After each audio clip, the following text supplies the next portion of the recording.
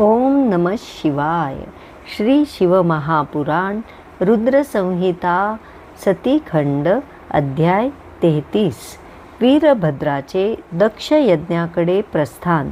श्री गणेशाय नमः.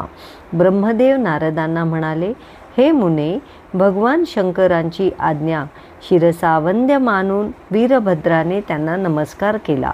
मग तो रथारूढ होऊन दक्षाच्या यज्ञमंडपाकडे निघाला. तो रथ 400 हात लांब व रुंद होता. त्याला 10,000 सिंह ओढत होते. अनेक वाघ, सिंह, हत्ती आणि मगर त्यांच्याबरोबर चालत होते. सहस्त्र हातांचा वीरभद्र शिवजींसारखी वेशभूषा करून आणि अंगावर सर्पभूषणे धारण करून त्या रथातून यात्रा करत होता. त्याच्या पुढे व मागे 1,000,000 शिवगण होते. ते रुद्रस्वरूप, विलक्षण सामर्थ्यवान आणि प्रलयाग्नी समान देदीप्यमान होते. वीरभद्राने प्रस्थान केले तेव्हा त्याच्यावर कल्पवृक्षांच्या फुलांची वृष्टी झाली. त्याच्याबरोबर महाकाली निघाली. तिच्या समवेत काली, कात्यायनी, ईशानी, चामुंडा, मुंडमर्दिनी, भद्रकाली, भद्रा, त्वरिता आणि वैष्णवी या नवदुर्गा आणि भूतगणांचा विराट समुदाय होता.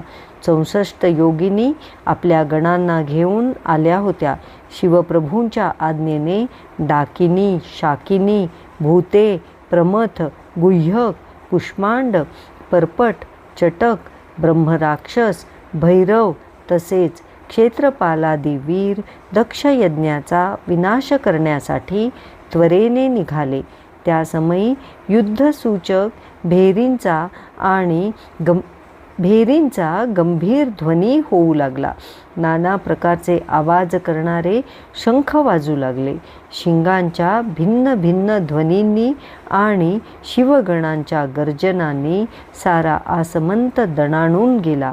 निघताना वीरभद्राला आणि त्याच्या सेनेला पुष्कळ शुभशकून झाले. अध्याय 33 समाप्त. ओम नमः शिवाय.